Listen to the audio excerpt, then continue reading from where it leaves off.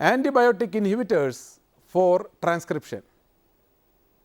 Many antibiotics are highly specific inhibitors of biological processes.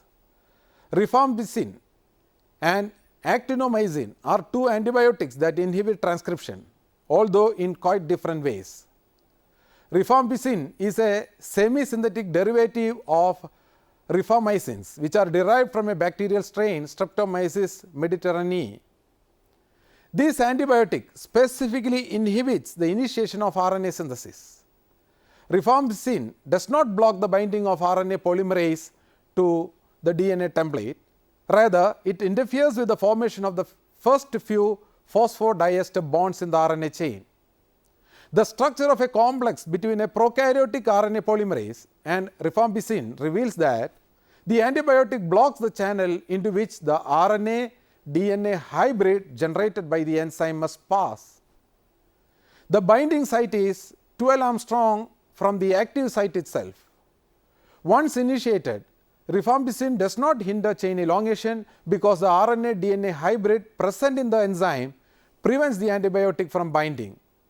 That means the antibiotic blocks elongation after only 2 or 3 nucleotides have been added. Actinomycin D, a polypeptide containing antibiotic from a different strain of Streptomyces mediterraneae, inhibits transcription by an entirely different mechanism. Actinomycin D binds tightly and specifically to double helical DNA and does not to single stranded DNA or RNA, double stranded RNA or RNA DNA hybrids. And doing so, they prevent it from being an effective template for RNA synthesis. The results of spectroscopic and hydrodynamic studies of complexes of actinomycin D and DNA suggested that the phenoxazone ring of actinomycin slips in between neighboring base pairs in DNA. This mode of binding is called intercalation.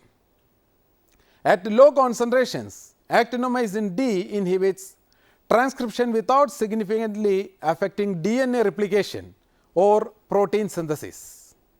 Hence, actinomycin D is extensively used as a highly specific inhibitor of the formation of new RNA in both prokaryotic and eukaryotic cells.